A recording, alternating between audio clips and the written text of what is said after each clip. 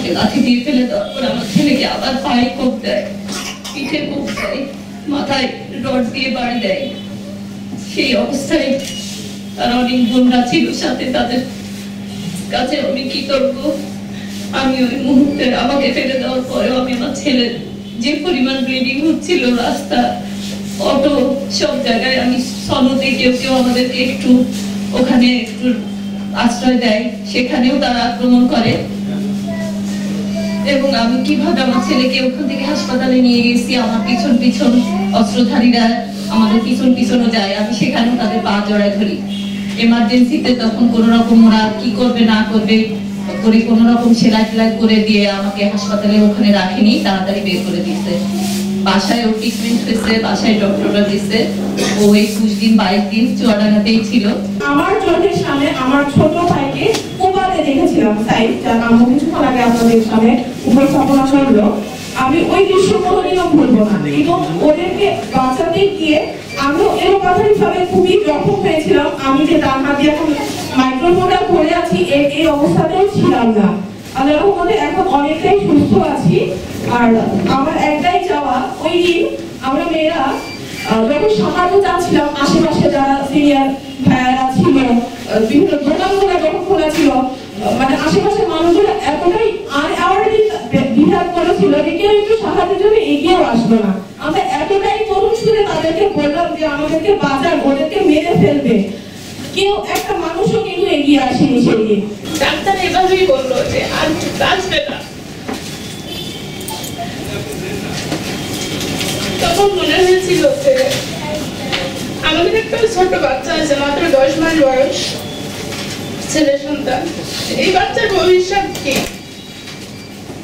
আমার ভবিষ্যৎ কি, এখন আমরা কি করবো? তারপর আইসিইউতে থাকলো, ডক্টররা বললো আল্লাহ ডাকেন। আইসিইউতে থাকা অবস্থায় 23শে জুলাই শাহাদাত বরণ করেন।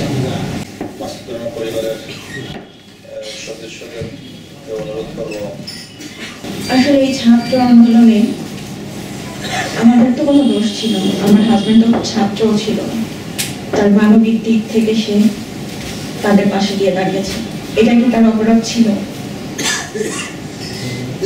সে তো তার জীবনটা হারাইল, তার সাথে সাথে একটা পরিবার সারা জীবনের জন্য অনিশ্চিত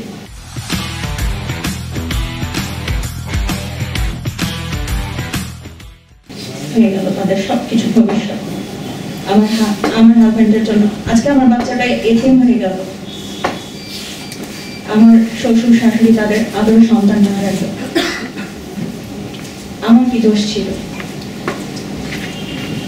আসলে এগুলো বললে সরকার জানি না তাদের দৃষ্টিকোণ থেকে আমাদেরকে কিভাবে দেখবে, কিভাবে ইয়ে করবে। আমরা এটা ন্যায্য বিচার চাই, এটাই হচ্ছে আমাদের সবচেয়ে বড় দাবি। আমরা এটা ন্যায্য বিচার চাই। তাদের কোনো দোষ ছিল না, তাহলে কেন তাদেরকে এরকম করা হলো?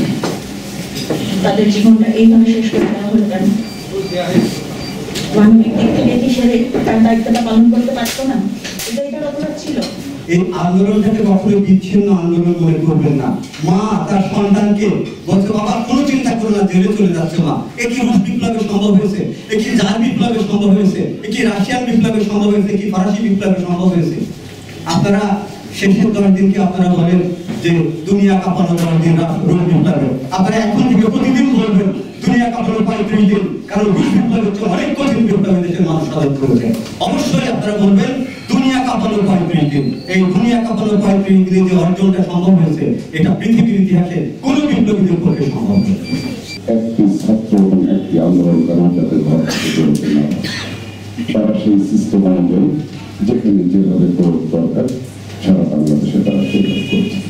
রাষ্ট্রীয়ভাবে আইন তৈরি করা হোক যে এই যারা এই কাজের সম্পৃক্ততা ছিল, যারা এই বাংলাদেশের ফ্যাসিস্ট সরকার কায়েম করেছিল, তাদের একটা আইন তৈরি করা হোক যে তাদের নামে মামলা নয়, যেখানে পাওয়া যাবে তাদেরকে গ্রেফতার করে তাদেরকে আইনের আওতায় আনতে হবে এবং বাংলাদেশের প্রকৃত জন্য তাদের শাস্তি দিতে হবে।